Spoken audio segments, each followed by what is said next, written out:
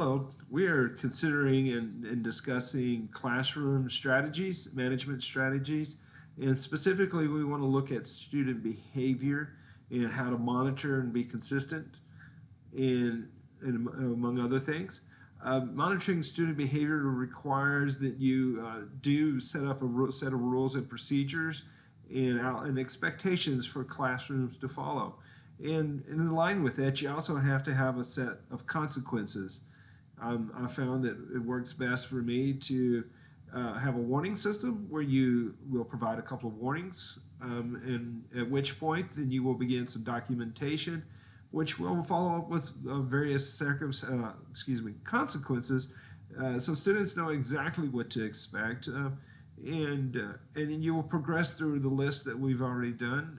In each one, it could start with a simple look or a nonverbal signal uh, into an actual conversation and progressing to a private conversation and such as a student conference and also uh, parent conferences and bringing in the counselor administration as well, depending upon the incident and severity and the consistency of which the students continue to do so. Um, it's very, very important. You can't emphasize enough of how it is appropriate to be very prompt. Uh, Students will lose the effect of what they did and an understanding of the consequences of those over time if you wait to handle them hours or even the next day. They need to be addressed immediately. And it could be simple as if you're at the end of the day or they're transitioning to another class and you want to have them in hours, okay, this is what's going on. We know there are consequences and we will address them at a later time. But you need to recognize the behavior immediately and not let it go unresponded to. I think the best way to monitor and work with student behavior is by providing a very positive atmosphere. I think this begins with just at the beginning of the school year with conveying critical information and having students have an input into the rules and the expectations of the classroom and let them interpret things and come together as a plan. Maintaining that positive atmosphere begins by learning to identify each student as soon as possible by name. And that way you're able to carry on a conversation and they recognize that you know that they're an individual and not just another student in a room. You will constantly be providing prompts to the students in a positive manner by greeting them each day and saying hello and not just saying welcome class, let's get to page 202. Let's get in and welcome them and address them by name, positive and negative. You are constantly emphasizing the positive, having positive interactions with them.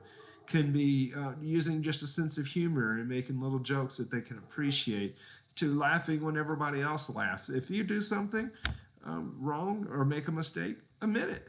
Don't hide behind a facade of being perfect or not being human.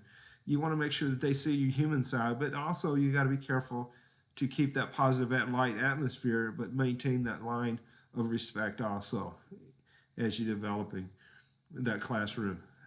Another thing that you want to monitor is student academic progress.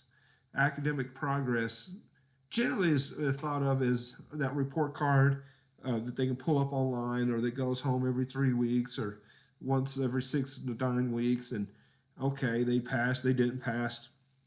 If that's the way you wait to determine how well a student's done on their work or how well they're comprehending what they're doing, you're going to be behind in your response to intervention with them.